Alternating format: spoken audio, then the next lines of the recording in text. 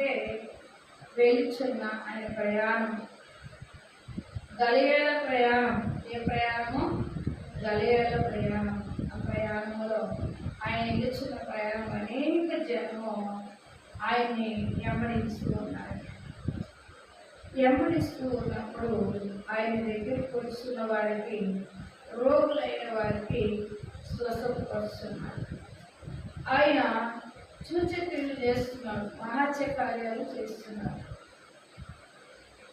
ఆయన చేసిన అద్భుతాలు, సూచక్రియలు, మహాత్య కార్యాలు చూసి అనేక జనసైన్యము ఆయనను వెంబడిస్తున్నారు. అందరూ కూడా అనేక జన సమూహం కూడా వచ్చినట్లు మనం చూస్తున్నాం. యేసు కన్నులెత్తి బహుజనులను ఆయన వద్దకు వచ్చిన చూసి, ఇంత జనము ఇంచుమించు 50 జనం ఉన్నారు.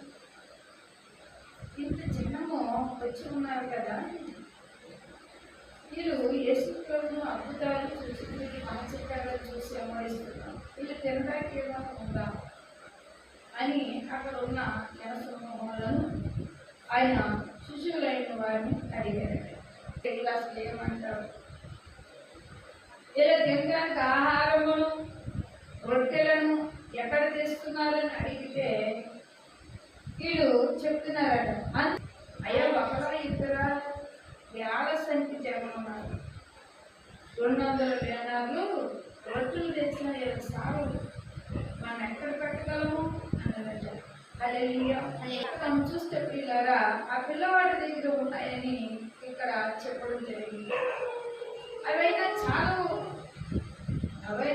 చాలు ఇంతమందికి అవి ఏం సరిపోతాయి అని ఒక మాట సెలవిచ్చారు. 5,000 జనానికి 5 రొట్టెలు, 2 చిన్న చేపలు.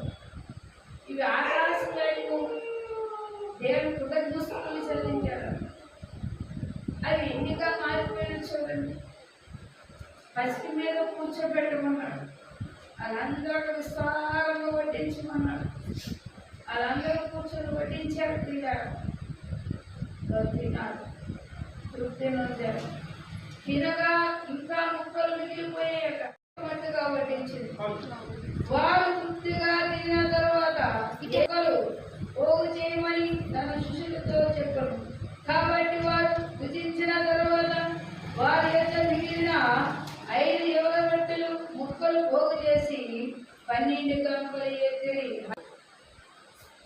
యేసయ్య ఏం ఇస్తాడా? సమృద్ధినిస్తాడట. లేనిది ఉన్నట్లుగా చేయగల దేవుడు, ఆయన చేయగల సమర్థుడు.